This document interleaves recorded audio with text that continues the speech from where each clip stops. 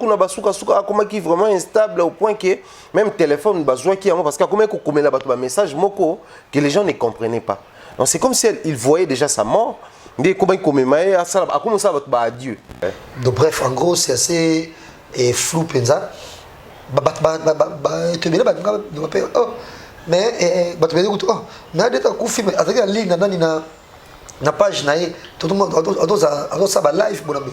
Non c'est sûr à cette page pas mon mususu bazolia batu trop na wenge on a vu batu bakufi ya monip qui est parti ya DT surtout remonter mon kito mona ba wasenga to kubona ba ikitambala batu belebele ba leki autour de ces groupes wenge musique. Non ataki yo ça bon la presse la presse non mais ça c'était naturel du monde à ton appel leader dans la société à ton appel DG dans la société mutu batonga mukilio na Zaïra boyo quoi président Kabila Zali comme azate il y a batonga les mingi chaque jour batu ba là na kombo na tu vois et bon tierce personne et puis généralement pas mission ba kabara na monter de yomoka mutu za biro ministère donc il lèche bot na yo de profite pour faire créer des relations tout autour des leaders wana en même temps aux auront obé d'abord dit $5 biso na zaika ba tout cas bon ça c'est que ça on va pas journée to zo mutu on dit moi on m'a été escalier na Mamoudou Gassama jamais mutu bon to moi tamususu et Gilles va Mombaya moko boy moi nga ko ele ko kuna enta gëna mi pas kitisi on a connu ça zaïwa rien comment tala Gassama wana auto zo biti ya wa il y a 20 € et de la vie au moins et ningi c'est pas que ba tokana kina riana oh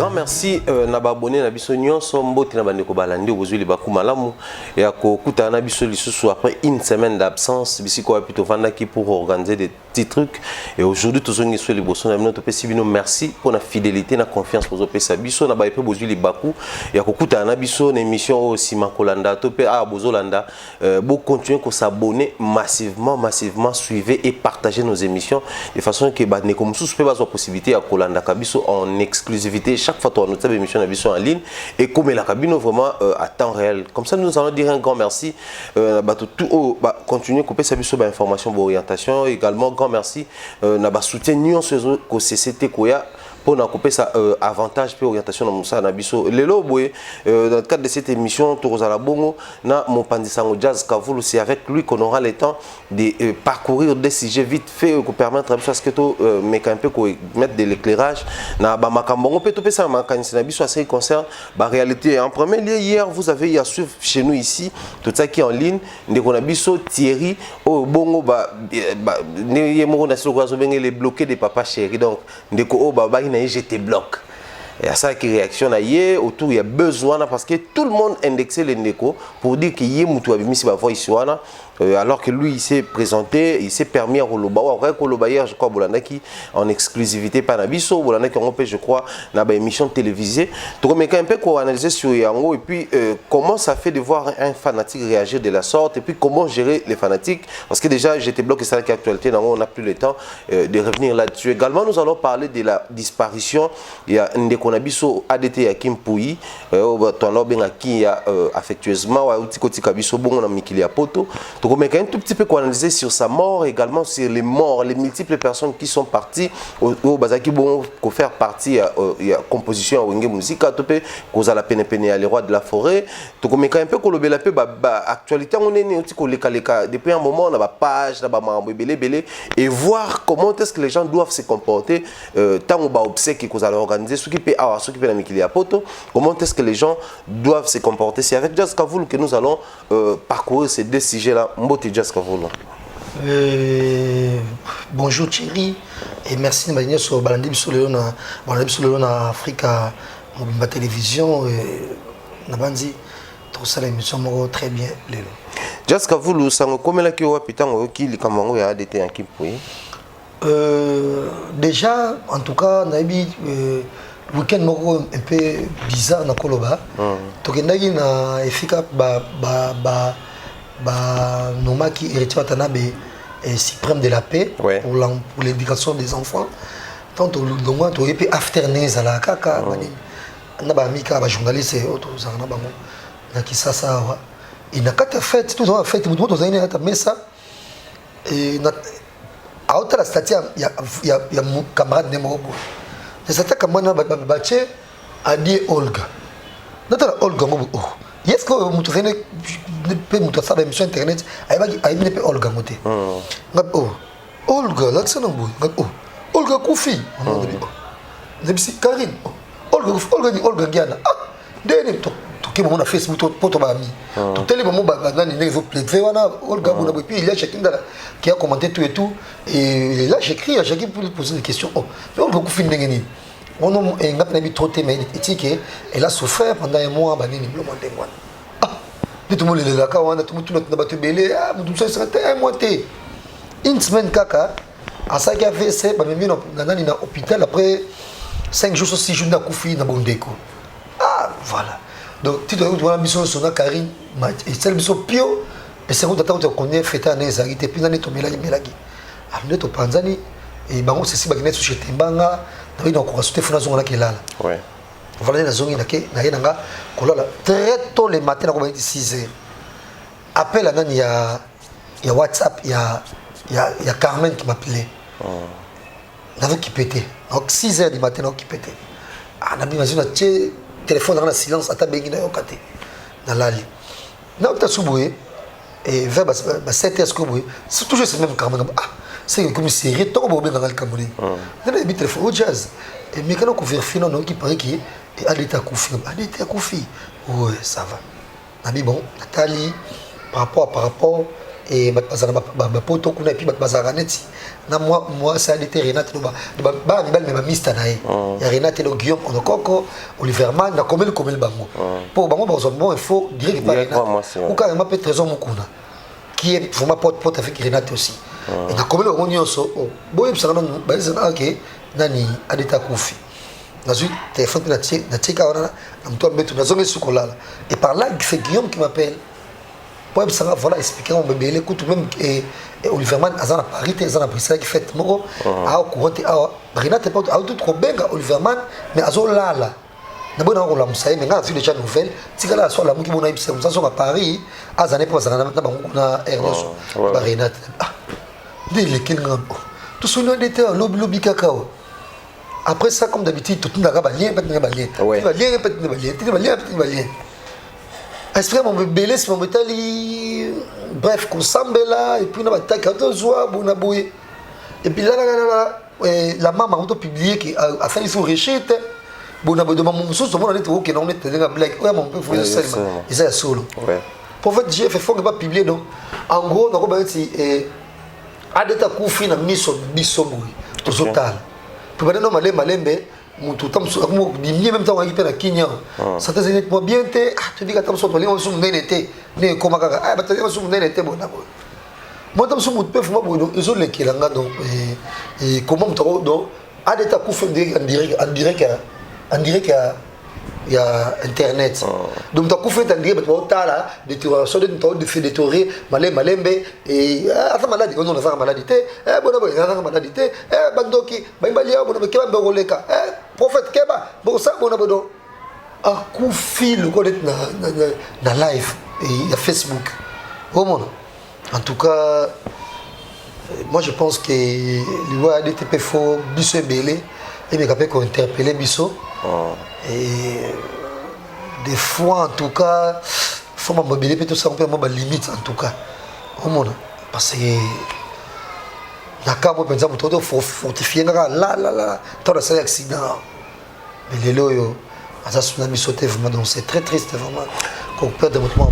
Mais juste quand vous aussi photo to mikaka peut commettre autour de la mort il y a toujours des spéculations et bimaka après autour de la mort il y a toujours bato o ko lobana ndenge na mais certes la vraie raison au mutu akufela il est mort mutu ebango na soki pe minganga ba réussir mais autour de sa maladie moi je crois j'ai été informé hier alors que j'ai dormi déjà ma Deborah Kamanda on a pesi mbote abenginga ya mon fils parce que nazaki na hier tant na zongi des fois ils aso zongi autour donc comme nini oza bien et tout bon ngapena ba fatigue na pété sur la commune qui était né benga na tonga na son de boa benga bo et puis benga na WhatsApp c'est que pour téléphone mo exemple pandi na yambi asinga olali na bi oui na lali oza bien comme bien na ki a dete akufi ba uti ko benga ngakuna et pas ya batu bazaka penza na yebesinga akufi ya solo bimana nuke ko vérifier de la bimaki na koma na la zamba na pe la zamba na kutsanga calme vu que ba conseil hotel ko za par rapport à kermesse et après voilà trop mo information tina ko sola camarade ya madame Renate te présenter ba condoléances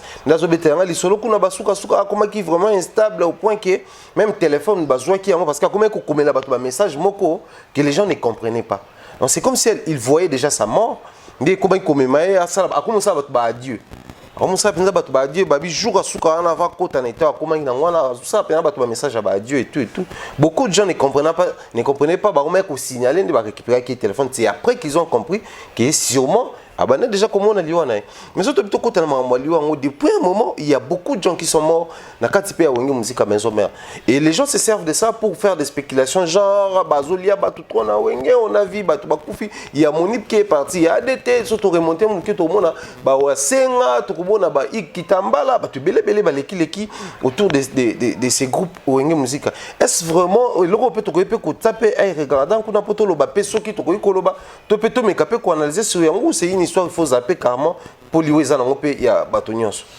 Bon, déjà, ouvertement, nous savons tous que le monde a moulu les alliés. Ouais. Mais on ne peut pas faire face dans ouvertement pour dire voilà, parce que nous sommes dans le cultiste, éviter comment ça se passe. Mais nous savons tous, même une délai. Parce que même par les passés, compte Dracula na bango, belé. Et même sur le dans l'Antiquité, et tout le monde a bon et Antiquité, c'est trop dit. Et puis Moïse, tant qu'on va affrontement, Pharaon, et c'est moi qui nyoka, nani quoi, c'était bon nyoka, fait déjà bakis. Au monde de bakis, c'est déjà de ezalaka et puis ça tilelo. On ça sacrifice il met bazali mais on a trop ça face ouvertement boité tu vas travailler la société au critique c'est bazali au monde ngai lo moko adeta to kumulanga yasuka aisanga tuka forza kaka bien na batu ya ndo za protection na yo forza bola mingi et ataba besoin sur mabe je pense que c'est très capital au monde. Et puis généralement biso topé pour cause un succès pour batchauka et to réclamer devant rien normalement Nicolo au monde on signé attention soit signé on soit signé donc bref en gros c'est assez flou penza te bien mais na deta ku film attaquer la ligne na page na tout le monde a ça ba live bonabe na non c'est sûr à cette page pas mon mususu pour c'est la maison ba sataki visibilité na na ndanga sala makambo abakifaki ko zoa page ba connait ko ça ba publication na bango pour mettre bango en lumière. Voilà, et par là tu peux vérifier pour nous que live on sait qui ne sait pas qui faisait ces live Djembela Monani et Sankara ou qui, voilà, on ne sait pas. Mais moi, Toli Karamuké, pour la maison, mais pas de musiciens qui arrêtent un peu de faire des pressions, dans le conflit, on est des musiciens. Vous avez oui. Parce que pour moi d'ailleurs, pour gagner confiance à musicien, bango konde ba yesi ba kisi na bandenge na bango. Si comment koloba mutu pena ke pena zu ate musicien na kisi. Ate musicien na kisi pour linga to anya boa que o ba mauvais son qu'ils arrêtent un peu. Vous avez passé lelo yo et ça la mutu mo tata biwa musicien car pour regarder le son madesu to pour voyager moi en tout cas je ferai pas. Au monde. En tout cas c'est l'une des raisons dans coca jamais qu'on ça lèche. Bon, il y a DG Moko, tout était un programme mon côté la télévision parce que moi on a été chroniqueur mon côté chroniqueuse bon il y a pas ça va parce que faire déjà parce qu'on balle belé na mi balle en tout cas moi on a été à ça ma camboso ya ndengeni à part des petites choses au moins au peu autant pour porter plus de comme l'émission d'ango parce que par les passé comme ça on dit que ça chroniqueur ça mutu ka zengene moi lix au monde mais mi totam sous ba parce que mi tuka fam biso baso mi tuka te biso to mi tuka au monde donc il faudrait que même il faut mettre la fin d'une chose que son commencement et ba tu mi ko kene ko diabozo ba musicien bona ko tsa songi misolo bibo le biso mise o bazana succès na mboko o mo benga biso bango moko pona musala na biso et to tsa bango pas conflit entre bande ba musicien au monde donc des fois qu'ils arrêtent un peu. Oh mon, oh qui est pas misé beaucoup boy. Dites-moi ah même beaucoup boy. Basaka on a fait des comportements comme des petits idiots. Non vraiment. Oh mon donc sikoyo et bad leader. Bah on peut y avoir faiblesse nabino et il profite. Oh mon, bah profiter. Netinga sur la netinga déjà le modèle déjà comportement nanga. Ouais. Déjà soit dans bureau misé. Déjà national ba misé à l'aise pour un zanga misé. Oh. Tu vas misé à l'aise. Oh, il y a un faut le terrain d'attente. Surtout sur un conflit beaucoup bête ou bizarre et les 14 orchestres. Donc l'harmonie, c'est la pas orchestre qui est toujours du bosso. Non, on sait bon la presse, la presse. Non. Mais ça c'est orchestre, c'était naturel du monde. À ton appel leader, la société, à ton appel DG, la société. Mutu batonga mukilio et Nazaira boy quoi, président Kabila Zali. Comme azate, il y a batonga les mingi. Chaque jour, tu vois, et bon, tierce personne. Et puis généralement, la mission, la cabane à monter. Donc, il y a un motosa biwa ministère, donc il lèche votre naïo, tu profites pour faire créer des relations tout autour des leaders. Voilà, en même temps, vous aurez combien d'abord dit $5, moi $1000, carrément, autant de dollars, dans ma place qui ne reçoit pas relation.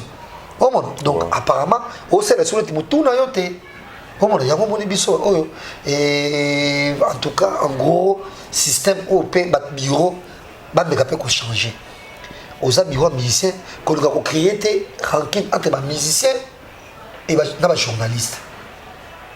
Ngata maison mengi kangisanga. Nakenda oba mais pas ami mon journaliste. Asaka 3 jours kuna. Ami wana place na vanda ki moi sinela dit place na ça. Oh. Pour par rapport à la relation on a ADT tout ndengeni. ADT azui akomelinga. Na yebi ko place boye. Mais na ko loba jamais ba kikango kuna posa peti nanga. On a foutu un écart à la force. C'est une très bonne relation. Malgré la polémique, nous sommes de penser comment qu'on est foutu. Comment qu'on est foutu, nous avons besoin de bien pour la camisole n'ingana nga. Comment? Ouais. Donc, à ça l'émission tumbanga, quand on côté ça l'émission tumbé mais avec respect. Parce que hier il y a des gars qui beaucoup monde a donné quand les années armé beaucoup monde a donné si et général quand il m'a besoin qu'il ça ba kuluna. Donc c'était comme ça. Parce que bien que on ça bon mais c'était trop réfléchi. Oui. Oui. Et OK on besoin de bref non mais on va konzaka. Nous aussi on réagissait. C'était poliment. Mais aussi ça m'a touché. La fête moi ba salisaka ba gloire ba salisaka na bandal. Il y a fimo ba yembele nzembo et pas ouais. Parce que ça touche ba bien que période où nous sommes en froid na bango ba ken go ba kima na vendre ka bon moi c'est sûr qu'il y a des temps où il y a exacté moi c'est sûr d'être avec ça c'est exacté mais c'est en fait alors on insister na kenda je sais pas si il est moi c'est qu'il allait affronter ça désordre toi bien na ba nzo inde za la ka ba confronter en fait na la vendre ka wa bon allait quitter mais bon et na mon bali hein oui il y a penza il y a et logo pesate mutu pe escroquer ba ngongo ça pété mutu pas bote ba ngombo ko lupango to bote ba ngombo na zamba playa ça pété na pe misete bon na ça na vandia na vandika to passe na vanda ki dessus na komeli Shakinda na komeli problème ukeng na komeli moi journaliste qui tala na place na ça bon na komi na vanda na komeli pe président Adonis na vandi carrément mo jazz boni ato sala musala ko finganga ba amombode o yakia boni pe buto fait sur ya Mississippi o vanda nano dona bato pasa yela ki akele so table ya monte afana kana mesa na ngati akendaki ndenge to fana ina mesa na ba ya mususu ba ya Didier ba kambana ba ya kasavu na force kuna ba ye abuni ko ba munyo so songa mabe ngalobi yakia atako tsoki bongo ngana peti nao nini zanga ki ovo sala ba émission okomelanga ke tika bo pour faire ça émission faut komelanga normalement pour la peti nao omona yo ben moko lekaleka koloba tito ko niveau to komina ngo parce que entre nous soit dit ngado côté na pe pika ouais ngazaki trop pro et faut la vérité mais son mère dans l'émission parce que tout le monde le sait mais ça maison sera yambié alors le kaba succès pour les leader ba orchestre mususu ça c'est vrai oh mon ngazaki trop bino mais na soka succès ni na soka succès te na succès les pe binoté et orchestre mo côté na créer ngo ngamoko wana poto au monde anga ndenge zali donc on maka bo mamo balayer ko ngati et le côté non pas faire ça carapace nanga oh mon même ba yaya bazala ki wana ba condamné. Il ne fallait obenga ndengano pour azaleki ngombe ki parle de tabakanga ki na ipsa ki yoti tabakanga to so solongo parce que battre mabona bo to seki ngabo vieux petit potot oza comment chikat oh mais c'est respecté on y va dans la boulette on va ni après on star to seki on peut même $100 na OK ne bote pour mboka nga bani to lié to meli ate ça ko soutenir na batebele ta ba misane ba nga bona ma 20 €. Et puis il y a madame bonne peste un botte tout comme ba na meriba bon moi as fait $, a pesa mais tourner me sabi yo ça na monter mananga bon moi ta net ça ka orchestre boye so to sele mission to so mo na net on ninga mabe ouais mo net voilà a pesa nga bongo.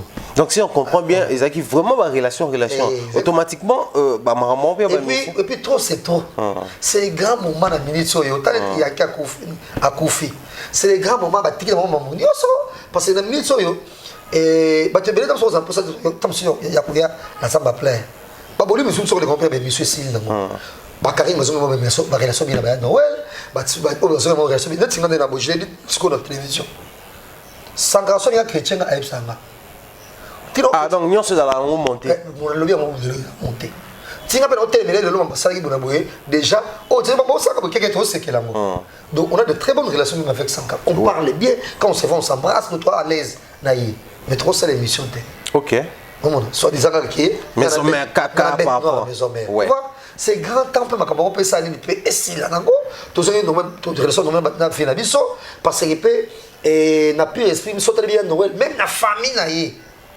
bah tu peux pas tomber ba critiquer ba ça bah tu vas manquer respect et zangate même la famille moi si na famille nous c'était Sylvie ba kumisa ka Noël oh mon ba moi peut-être monsieur ya non Timothée moko boy to cousin moko Didier moko boy il fait bungela nani ya moi ba tanga moko boy to place moko boy oh mon et bon biso to to libanda oh mon bon biso to faut une famille ko bungela to libanda oh mon voilà donc na classe politique à zone a embrasser c'est très bien bah tiki na nyonso il n'y a rien et ça soute qui est tout le monde tanga monibe na ba Christian de corps c'est la question qu'on se pose c'est la question qu'on se pose ce qui est rosala que le loboye que photo les landiko d'été awa boye matanga ngo ngoleka nini ekozala nini a déjà boye lobi na mona kutu na émission na RTNC ndeko Blanchard Mosaka baleka kina ndeko Rogenga nous pona opesa basango ya BCBG biso to moni ndeko nani Rogenga na début a présenté ba condoléances et tout mais vu que ndeko Blanchard Mosaka il était depuis un moment trop présent parce que Mosaka nani Roger apparemment il était suspendu non le bela mampena ya ngete mais lokola il est déjà na sankara ba kotiger ngo na niveau mususu où on voit Mosaka parler et puis jusqu'à la fin présenter ba condoléances tel niveau ekendeli siko to ko gérer matanga yango so il faut to enterrer awa na humeur nini na ba tension nini na ba tempérament nini on se pose mille et une questions donc à quoi sert ba bloko na nuance tout pendant que na suka to kufa na biso peka abo lobby to kutana bena Roger et na quoi Blanchard Mosaka na fête à moi mama bibi moi ça vieux Willy Lumina et ngana bengi po je bingana problème te attention mon inde ngana bengi oh ya Blanchard bon jazz na salon ni bonga oh yo mo kaka tout ya bane bona boy mais faites ça place pour réconciliation bato fan c'est dans la télé ko to sur la tête solo li ngana benga si bino mo bota la place to okende o mo makambo yo à la limite faut ça la rango bato la team ou carrément bato Fabregas na bato nani ya Mondibu to bato la team na Fabregas o mona bino usala côté o mona les gars te fait le makambo na yo bona tout ce qui te le quand tu as tourné to tourner lobby si tout va bien o mona donc et puis moi je pense que parce que ça va rendre mini généralement il y a pas pauvre il y a pas pauvre puis pas pauvre financièrement même pas pauvre moralement même moralement parce que mutu oya za bozuna ye oya bana bozuna zo na fond normal est-ce qu'on occuper mutu za au bas de l'échelle par rapport à non donc tu es conscient qu'il fallait le qui il veut avoir de l'argent avec quel travail il veut avoir du succès avec quel talent yo mo moni ko zepi na talent ozo pinza mbongo na yo o lukani na mo baza mo bas de l'échelle par rapport à prévaner ngana talaka na mitalaka penza na internet moi bimi abana jazz tia ko banda tie mo osilisa et généralement biso ko devia mi c'est ba comprendre biso que to lingi ko prôner ba bonne mœurs dans l'émission ba pesa biso respect aïna kende bo misebo biso kana opesa respect ongo baluka misebo biso kana ndo opesa sous respect donc ya ngapa okete yo non critiquer c'est bon on a qui joue pas bien ouais on a qui ba tu ba bele ba yaki wana face à biso nous on est venu en retard tu sais ba privé ça émission taliboso ba nous même beaucoup ça on le prend ba côté ba moté biso to sipi on meilleur ba no finga biso de ba moté le moté donc moi je pense que cause la mutu munene et c'est l'esprit au moins donc c'est grand moi je pense que et c'est la même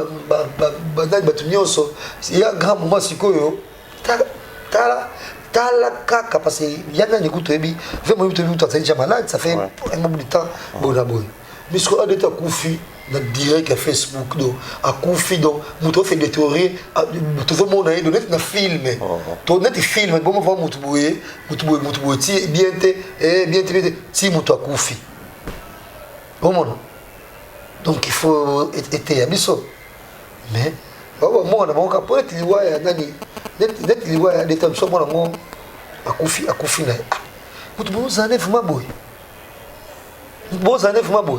ce qui est vrai et mon place moi beaucoup me partager moi faire donc on est au salon mais conscience donc on va oui dans 2 jours comment tu vas kufaka boy kaka Olga kufika boy nani adeta kufika boy et rappeler biso susu et tango baja kufaki baja kufet 19h20 na butu nango babomi Steve ya bongi mi c'est ça on journaliste par les passe donc tolali na matanga baja tozo la mgotongo tongo quand nous avons Facebook matongo on voit que Steve Bongi depuis donc même scénario Salemi il y a Olga na 22h et puis ADT na 4h du matin on a donc muto ça mon pesa raison à réfléchir na banzi to doser na mo kema belé tout ça là. Just comme qu'il y a une mission à souka par rapport à j'aimerais que ça soit vraiment pas les sujets à le roi moins divers, mais connaissez un tout petit peu de survoler l'actualité.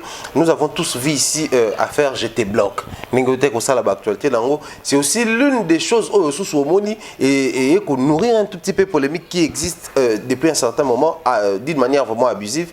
Na Maramoyawe Ranson na Jibem Piana parce que on balé ba kolobaté mais on voit ba poulet na bango to bato ba sala na bango on voit les porte-parole Sankara également ba ndeko ya BCBG ba Mosaka et tant d'autres personnes ko sala na ba attaque ina ninga mabe on a vu Sankara tout récemment a si forme comique il y a GT Bloc a sali yango na nena ya comédie tant que orchestre mais il y a tangi siko BCBG na kati est-ce que BCBG a fait 20 ans ils ont sorti un album et tout et je forme mon cobo en même temps ils ont les cas de blague en même temps on voit aussi les dangers étant artistes et musiciens qui vivent des nabafan nabango parce que artistes et musiciens et tout bazal le quoi d'être les clients roi fanatique ça le roi il y a artistes et musiciens alors quand on voit la forme aujourd'hui on a vu nenga émission salami nenga ba analyser sur yango également biso peut pesa ki makanisi na biso et c'est hier qu'on a vu la réaction en fait de la personne au atinde qui voice wana.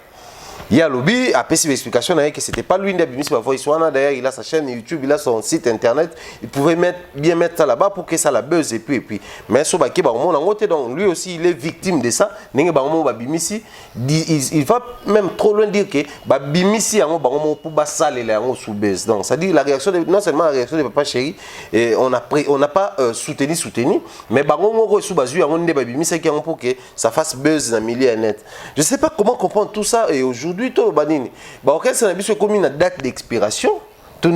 Quand on voit les orchestres et les fanatiques, ils s'entretuent au point que même les fanatiques qui se positionnent disent que si j'étais vraiment fan, et à cause de et puis les fanatiques qui réclamaient tout de l'orchestre, tout ça, mais à comité niveau bloquer, c'est pas une bonne position, il faut débloquer les choses. Donc je sais pas, et les Kanakans en forme ça peut aussi nous pousser à réfléchir à un moment donné pour dire nos vieux orchestres là-bas, comment?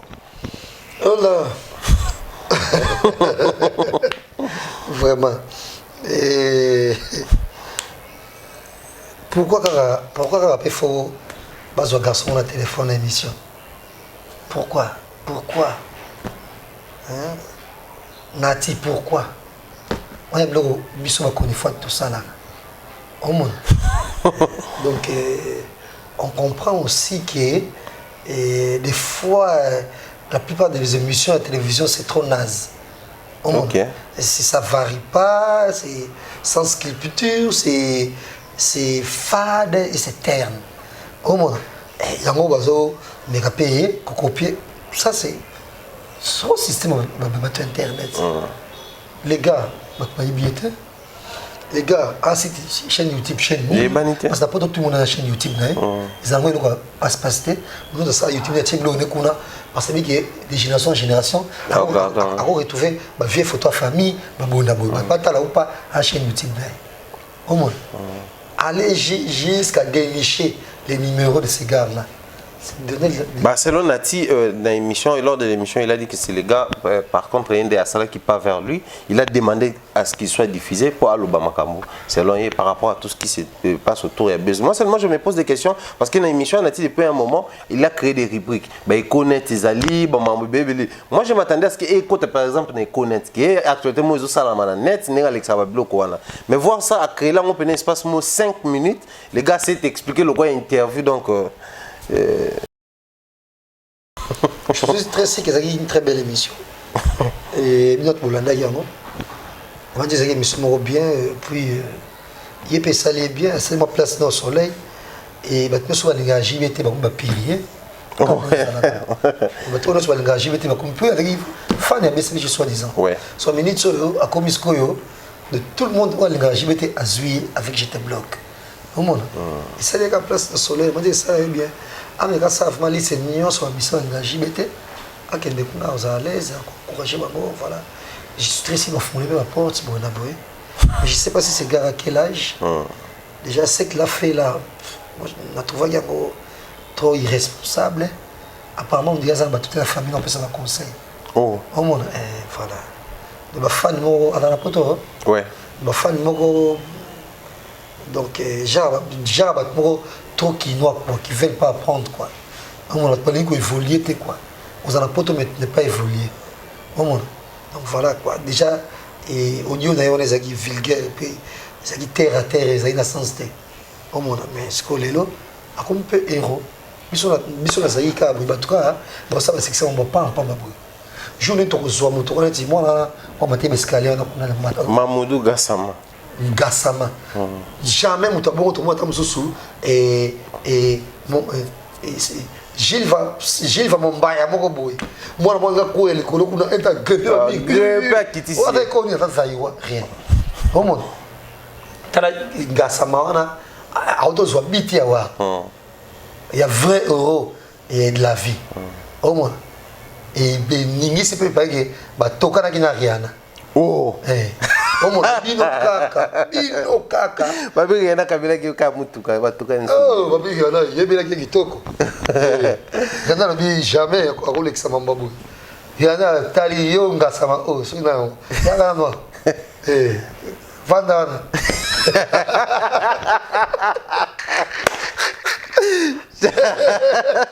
Abi yo mag Rihanna yo mataba migo wana o ba Chris gaza mobile ni Chris bona o ba Chris ba ko matata ba direct ba ko matata pas quelle force quand pour toi intimidé nanu abi yo taba ngasama o bana wana yo kana bana Rihanna ele non, fort. Babi azo pe la France ko yeba Mbappé wana. Oh, d'ailleurs zotika vite. Abi Mbappé. Sikoyo, bazali ko boko sama ko Mbappé te. Bo sama ko ba ngasama te, so ngasaki wana te ngasama. Kaka bino ka onga donkey. Oh. Onga donkey Angel. Onga comme sous na nombala karino, wakala. On a centimètres. Vous êtes toujours dans des trucs qui ne payent pas, dans des trucs terre à terre. Voilà. Et là, c'est ce fameux Didier là, qui est sorti, je ne sais pas d'où, avec ses audios à la con. Oh mon Dieu, il y a un succès à minute. Didier, maintenant, je suis ami, je suis Gassama, il y a un de ma camp. Je suis un vous arrêtez pas ça, oh mon Dieu. Nous sommes arrivés vraiment à la fin, la réalisation nous signale. Là, nous sommes vraiment arrivés à la fin, un mot de la fin par rapport à l'émission. Et puis, le gouvernement World World T, moi, tu as misé quelques salutations. À mon président Adonis Ngambani, à sa charmante épouse Julie Kitima, la maman de Coco Mills et de Adonai Ngambani. Et merci Kouago Belisha. Para en dirige l'Ouawa, elle ne fait pas comme les autres. Merci que nous avons les quartiers à WhatsApp. Di Cambonini, comme la biso bah citation famille André Boni, Vego Belisha Boni. Joli Musunga il ba gros bisous ici Kozali, Kelly Charonson. Dans les titres Hervé Mambote Belé parce que Kozali et Succès Kasongo. Ils ont maman ali Kabokalamité et de même il y a Toussaint Dombasi Bon, yebi maman c'est les Kazaï Kiki de Boraka Manazam so David Lutete Gao Show. Trésor Mukuna. Place beaucoup landanga kuna. Mbote belé par bino et encore une fois mes condoléances dans la famille il y a des terres qui pour et puis courage à moi c'est Renata et puis na batnya so ma camarade tout Renata Guillaume Coco et Oliver Marne et tout donc et ça biso vraiment total ka mo clan de komika ba ça ba bien balali balami ba kufika ka mo kufaka ka bongo kaka quand les équipes ba fait ce ba des pro ba kolo bato baza ba premier belé et puis quand la personne t'a sali avait ton mais question de sali avait c'est toi paralysé si on sali paralysé pour akufa il y a malade mo de qui ko clouer yo mais comme mo ko AVC le lobi montaki donc tu éviter quoi nzambe ga yemoko nzamba sala et puis ce qui est plus étrange bisopé maman qui sont terre à terre il y a moins de il y a des problèmes là donc on fait toujours avec voilà choix est zapété donc grand merci Jessica vous pour la disponibilité moi je crois j'ai des en tout cas la famille de son maison mère du roi d'été était à monsieur belé donc bat nyos oyo baza binemi oyo parce que mes amis européens n'a pas le temps bino bio mona tam intel ennemi parce que y a no la problème na batongo c'est bino ba bureau ba problème na bato wana so mona binemi bolimbisa bato wana kasi ba la saison ngana ngo bien o mona to la peto la muki boye mutu susu akufi nitinga déjà coûte déjà en tout cas je sais pas à la longue ba bataka ba mission le kindanga na ngati parce que je suis un journaliste. C'est vrai, on a une mission politique. Mais tout le temps, on a quand même un homme politique. Un politique, moi gentil. Mais je suis parce que moi, quand je suis un mission, je été. Dino Caporich, on est là. Na karma pas. Déjà. Et de bref, je suis un journaliste. Mireille d'abord Koufa. Je suis un donc, pour ne citer que celle-là, donc voilà quoi. Donc, grand merci également à notre disposer temps pour Rolanda Biso. Nous restons derrière ces dossiers. Nos souhaits et ça, car on est déjà ce que vous l'avez que la paix puisse régner dans ma botte à Biso et surtout que nous puissions vraiment réconcilier. Au finish, tous les monatés, tous bénéficier d'un nini, tous les battés, mais tout le temps on est là qui a pas problème et on crée pas ils ont payé ça paix qui tout côté. Donc moi je crois tout s'intéresser dans ma malam, tout prôner ma valeur, tout prôner ma malam. Je crois que ma biso musika et surtout tout de la musique n'est pas musique comme mbilinga boy bo 5 6 ba mité moi mobile c'est vraiment archaïque et zopé ça penza les sous-soutés je crois ba opé ba ça là on calé ça bon peut rien donc quoi de plus normal tout continuer ko pé ça bon ba condoléances na biso na libote ADT moi sinaye la famille maison mère la famille musicale congolaise parce qu'il faut tout préciser qu'ADT ayebana ki pela bande ko mususu Vic ba ki wana ADT à maison mère mais il parlait quand même avec des musiciens et ça lui fait que wenge musique à maison mère bimisi ba Fabrigas ba Ferré ba te belé na ba orchestre wana pe ayebana na ba tout ça là que tout le monde bande ko belé bazo présenter ba condoléances donc biso to continue ko présenter ba condoléances salutations comme ça à mon président Adonis Ngambani Mbambi Ajiri Kitima Ngambani depuis les États-Unis to PC Pembote à toute la famille Ngambani salutations comme ça également à Echeverry salutations à Coco Mills salutations à toute la famille ba tout balinga biso to PC Pembote na David Lutete Gao Show ne qu'on a biso ya Kati ya zalaka humble mais riche donc David Lutete Oumela salutations comme ça mon mentor Jean-Claude Longangé maman Rose Faliala toute la famille Longangé Succès Kassongo garçon bonbon Moufinuko ya France mbote mingi na ye Kiki Deborah Kamanda maman d'amour azana biso na Kinshasa notre mams to lele fort et pas les biso fort donc tozana na kina ba mo ya kisasa tozo kango kaka ndenge tolingela ka salutation comme ça bande ko to ba soutenir so des prix comme de Louis Baptiste Batanga Batigol salutation na batutu batep so maboko je vois comme ça Yves d'or beauté d'argent les vrais monsieur Keba depuis 001 Mystère Godé Keba salutation penayo mbote mingi Angélie Dondo bande ko to balingaka biso d'ici là portez-vous bien et bon continuer ko s'abonner massivement et pas na biso pe bo partager ma vidéo na biso je crois et ça biso plaisir bye bye.